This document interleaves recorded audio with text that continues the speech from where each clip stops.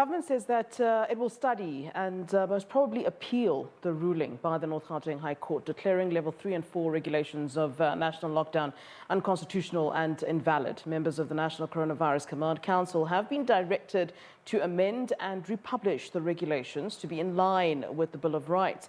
Judgment has been suspended for 14 days to get more clarity and understanding on what this judgment means. We're now joined by Executive Director for the Council for the Advancement of the South African Constitution, Lawson Naidoo. A very good afternoon to you, sir. Thank you so much, as always, for joining us here on SABC News. Let's start with your reaction, please, to the High Court's ruling that some lockdown regulations are unconstitutional and invalid. What are your thoughts on this judgment? And just on the back of that, your thoughts on the AfriForum, what AfriForum has now called a victory in that the state may not force people forced into a state quarantine. What are your thoughts on those two issues? Well, thank you, Flo. Let me start with yesterday's judgment from the High Court in Pretoria regarding the lockdown regulations. Judge Norman Davis declared that the bulk of the regulations that are promulgated under level 4 and now under level 3 are irrational, invalid, and therefore unconstitutional. This is a bit of a surprising judgment because when one reads through the judgment, it's difficult to assess the basis on which the judge made such wide-ranging findings and provided that the regulations are indeed irrational. He seems to have used a few examples of particularly, easily examples that provide for easy explanation of irrationality, and then use that to make a huge jump to then declare that all of the regulations, barring a few identified ones, are in fact irrational. So I think the judge owed it to not just the litigants in the case, but to the South African public to have dealt with in more detail each of the regulations that are impugned and provide a basis for their irrationality.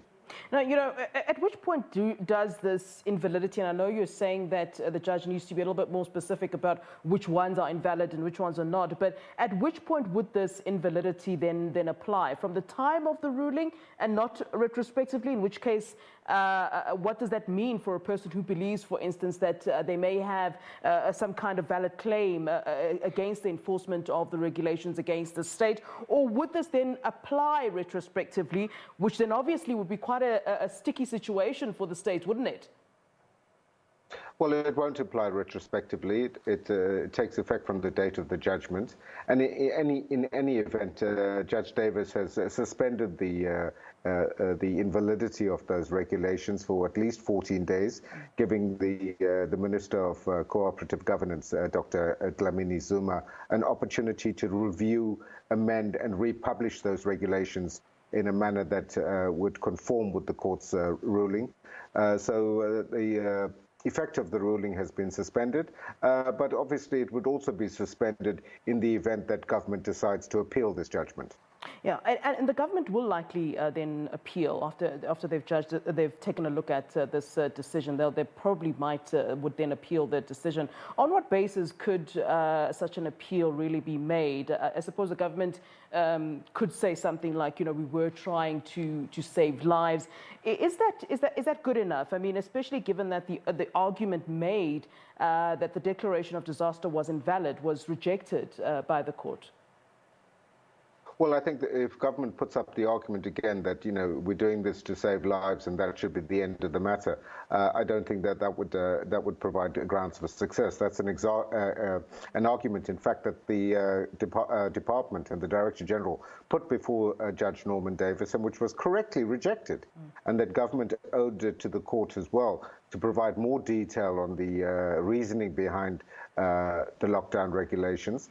But I think on the basis of the sparse reasoning in Judge Norman Davis's judgment, that government would stand a pretty good chance of success on appeal by being able to show that the wide-ranging relief that the judge has granted is not based on any evidence that was presented to the court and is certainly not canvassed in the actual judgment itself. So I think the judgment, while setting the correct legal test for rationality, does not then go on to apply that test in relation to each of the impugned regulations.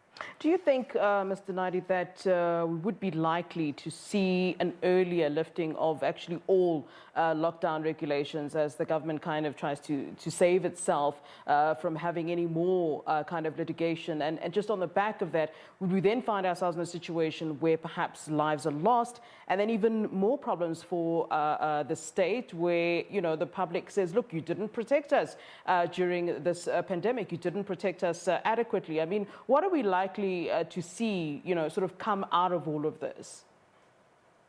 Well, I think we must not lose sight of the fact that government's overall strategy in dealing with the COVID-19 pandemic has been a very beneficial one for the country.